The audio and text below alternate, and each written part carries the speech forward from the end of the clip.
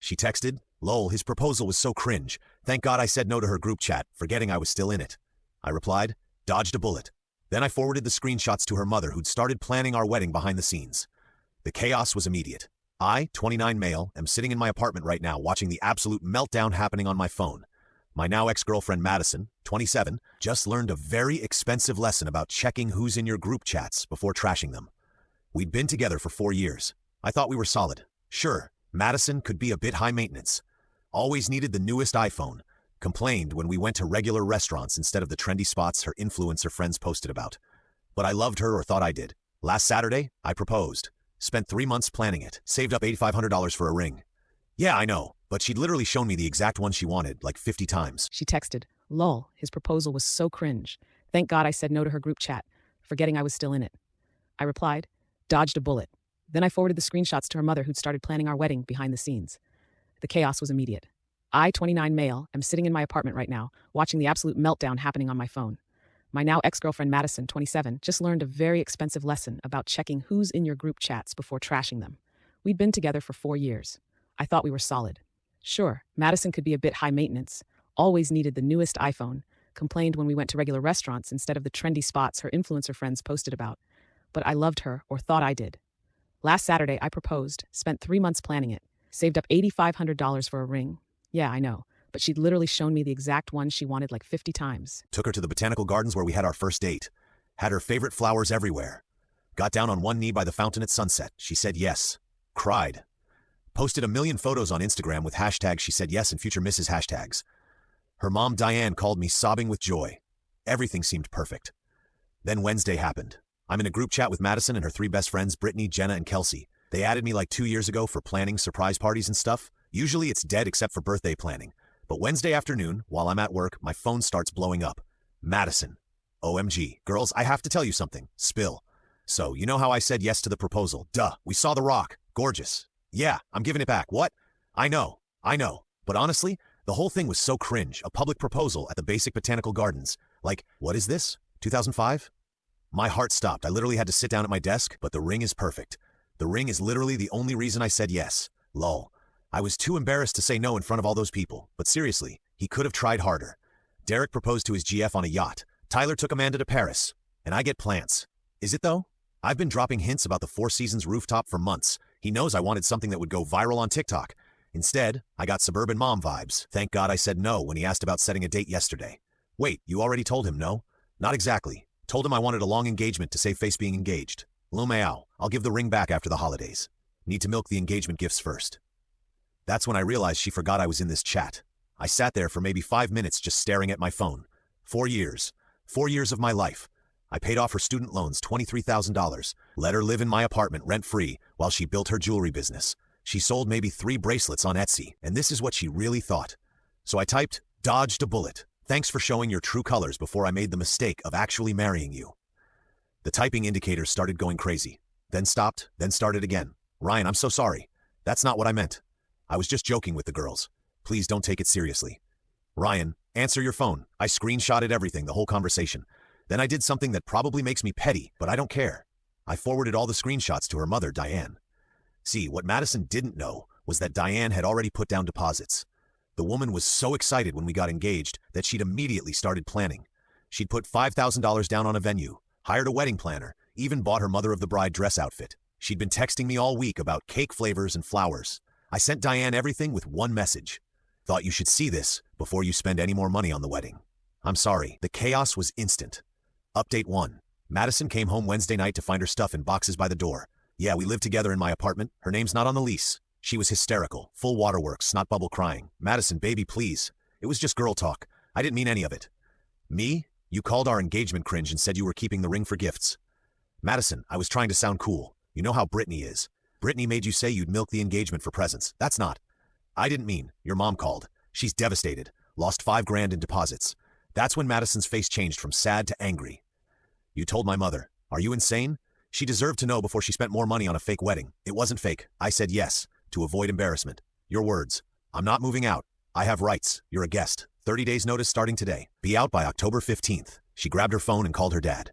Gordon put him on speaker, thinking it would intimidate me. "Ryan, what's this about kicking Madison out?" "Me? She admitted she only accepted my proposal for the ring and gifts. The wedding's off. Look, women say things they don't mean sometimes. I have screenshots. Gordon, would you like to see what your daughter really thinks? Long pause. Madison, is this true? Daddy, he's overreacting. Did you or did you not say those things? It's complicated. Jesus Christ, Madison? Again? Again. Turns out this wasn't Madison's first rodeo. Gordon let slip that she'd pulled similar stunts with 2 previous boyfriends. One guy she'd strung along for a year because he had a boat. Another she dated solely because his dad owned a restaurant where she could eat free. Ryan, I'm sorry. Madison, get your things. You're coming home. Daddy, no. I'm not paying for another apartment while you play these games. Ryan, you'll get the ring back. Already have it? She left it on the nightstand Tuesday when she told me she wanted a long engagement. Madison's face went white. She'd been so confident I'd caved that she'd preemptively given back the ring, probably thinking I'd beg her to take it back. Update 2. The entitlement escalated fast. Thursday morning, I woke up to 73 Instagram notifications. Madison had posted a novel-length story about how I was emotionally abusive and controlling, said I'd isolated her from friends, monitored her messages, and kicked her out for having opinions. The comments were split. Her influencer friends were all, "Yes, Queen, know your worth." But people who actually knew us were confused. My buddy Jake commented, "Didn't he just propose to you?" and got blocked immediately. Then came the financial demands. Madison texted me from Brittany's phone since I blocked her. A list of things she wanted. $4,000 for emotional distress. Her half of the furniture that I bought. 3 months of rent for a new place. $6,000. The engagement ring since it was a gift. $2,000 for the jewelry business inventory she kept at my place. I responded with my own list. $23,000 for student loans I paid. $18,000 for 2 years of free rent. $3,500 for the vacation to Cabo I funded. $2,100 for the MacBook I bought for her business. Silence. Friday, Diane called. She was crying, but not for the reason I expected. "Ryan, I'm so sorry. I'm mortified. It's not your fault. I raised her better than this, or thought I did. Did Gordon tell you about Christopher and Paul? He mentioned something. She did the same thing. Took them for everything she could, then played victim when they left. We enabled it. Always making excuses. Why are you telling me this? Because she's about to do something stupid, and you should be prepared." "What do you mean?" "She's been on the phone with her cousin who's a paralegal. They're planning something." Sure enough, Saturday morning I get served with papers.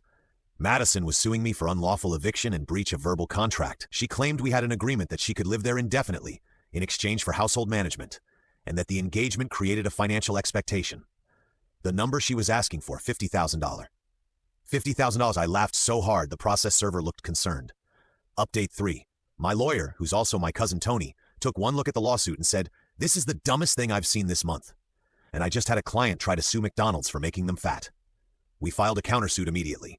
Included defamation for the Instagram posts, fraud for admitting she accepted the proposal under false pretenses, unjust enrichment for the loans and rent. But here's where it gets good. Remember how Madison mentioned Derek and Tyler? The guys whose proposals were supposedly so much better? Well, Derek's girlfriend is my coworker's sister. Small world. I reached out just to share my condolences about Madison's behavior. Turns out Derek never proposed. That yacht story, complete fabrication. They'd been on a sunset cruise, but no ring. Madison had been telling everyone about this non-existent proposal to make herself look better. Tyler and Amanda. Even better, they're not even together anymore. Haven't been for 6 months. The Paris trip was Amanda going solo after she dumped Tyler for cheating. Madison had been living in a complete fantasy world, making up rival proposals that didn't exist to justify her materialistic demands. I sent all this information to Tony. He added it to our filing as evidence of her pattern of deception. Monday morning, Gordon called. "Ryan, we need to talk. Can you meet me for coffee?" I agreed, curious. Gordon showed up looking exhausted. Apparently, Madison had been having daily meltdowns at home. She'd maxed out 2 credit cards, buying stuff to rebuild her life. She'd been demanding they sue me, hire a PR firm to fix her image, and pay for a new apartment downtown. I'm cutting her off. Me? What? I've enabled this for too long. She's 27, not 17. Diane and I talked. No more bailouts. Good for you. I have something else. It might help your case. He handed me a folder. Inside were screenshots from Madison's iCloud. She was on his family plan and forgot. Messages between her and Brittany from before the proposal. I need him to propose with something worth at least $10K or I'm out. Once I get the ring, I'll have leverage. Goal is to stretch engagement for 2 years. Save money living free. If he won't upgrade to a penthouse after wedding, I'll leave with half. She'd been planning to use me from the start. The I love you, the talk about our future, all of it was calculated. Use this. End it. Maybe she'll finally learn. Update 4. Court happened yesterday. Madison showed up dressed like she was going to a funeral, trying to look sympathetic. Her paralegal cousin was representing her, and it was obvious within 5 minutes he was in way over his head. The judge reviewed everything, the text messages, the Instagram posts, the fake proposal stories, and then Gordon's evidence, the premeditated gold-digging messages. Miss Fitzgerald, did you write these messages? Those were private, he had no right. Did you write them? I was venting. Girl talk, yes or no? Yes. The judge then looked at the household management claim. Can you provide evidence of this agreement? Written contract, text discussing it, anything? It was verbal. He promised.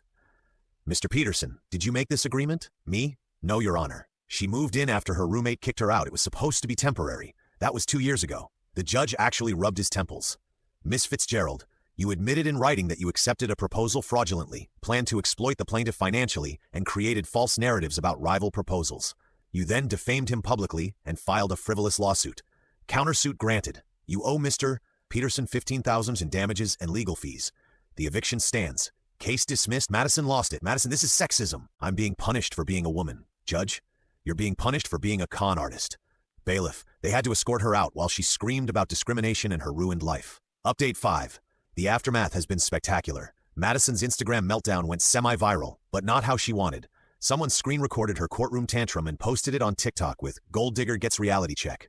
1.8 million views. The comments are brutal. She really thought she did something. The entitlement is astronomical.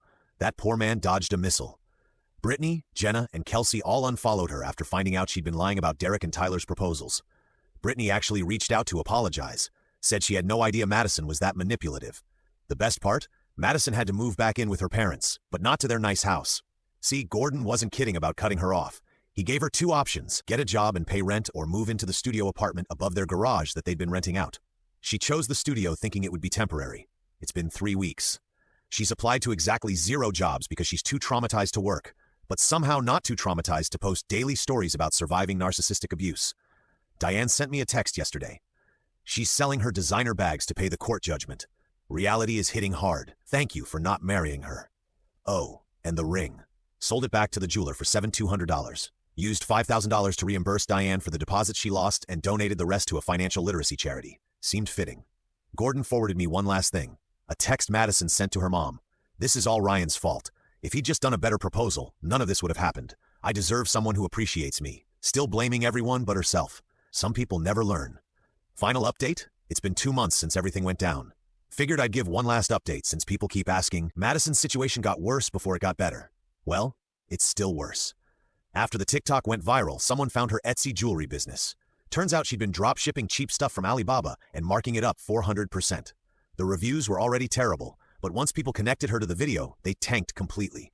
Shop closed within a week. She tried to reinvent herself as a life coach focusing on surviving toxic relationships, created a whole website about her journey and how she could help other women escape narcissistic partners. The audacity, right? Price for her coaching, $500 per session. Number of clients, 0. Gordon called me last week with an update. Madison had finally hit rock bottom. The court judgment was due. She couldn't pay and her credit was destroyed. She'd applied for a job at 3 places. All rejected her after Googling her name. That TikTok video is the first thing that comes up. But here's the twist nobody saw coming. Paul, one of her exes that Gordon had mentioned, found the video and reached out to me. Then Christopher did too. We formed a group chat called Madison Survivors Club. Turns out she'd pulled the exact same stuff with both of them. Moved in quickly, claiming emergency. Never paid rent. Demanded expensive gifts. Trash-talked them to friends while plotting to get more. Played victim when they left. Christopher still had texts from 2019 where she bragged about getting him to pay for her nose job before dumping him. Paul had screenshots of her selling gifts he'd given her while they were still together. We didn't do anything with this info. Just felt good knowing I wasn't alone or crazy. Last I heard from Diane, Madison had finally gotten a job at a call center. Minimum wage plus commission. She has to be there at 6 a.m. and can't have her phone during shifts. She lasted 3 days at the first one before quitting because it was beneath her. Gordon told her if she quit another job, she was getting evicted from the studio. She's still there as far as I know. Still posting about being a survivor and a phoenix rising from ashes, but from a flip phone because she'd sell her iPhone to make the first court payment. Brittany reached out once more last week. Madison had texted their old group asking for loans, claiming I'd financially abused her and left her destitute. Brittany's response? She sent Madison the screenshots of her original messages about the proposal and blocked her. As for me, I'm doing pretty good. Started dating someone new, Qley from my rock climbing gym. She insisted on splitting our first date bill and thought the botanical garden was romantic when I mentioned it.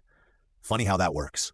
The ring money I donated. The charity sent me a thank you letter saying it helped fund a financial literacy workshop for young adults. They invited me to speak at it.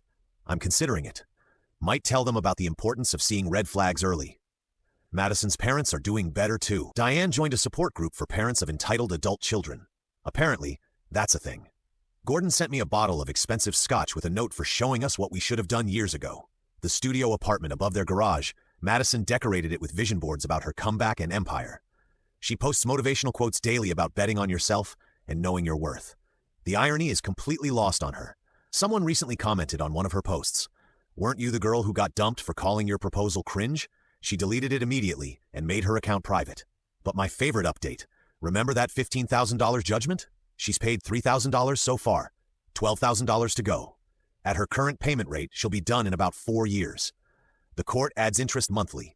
Every payment hits my account with a memo line she has to fill out. The first one said temporary setback. The most recent one just said rent money. Reality really does hit different when nobody's there to cushion the fall. Looking back, that group chat mistake was the best thing that could have happened. Saved me from a lifetime of being someone's meal ticket. Could have been discovering this after a wedding and kids. Instead, I got out with my dignity, my assets, and a story that apparently resonates with a lot of people. To everyone who messaged saying I was too harsh, she literally admitted to scamming me for years. To those who said I should have kept it private, she put me on blast first with lies. Sometimes the only way to deal with entitled people is to let them face the consequences they've been avoiding their whole lives. Madison, if you're reading this from your studio apartment on your work break, the proposal wasn't cringe. Your character was. Dodge that bullet? More like dodged a nuclear missile.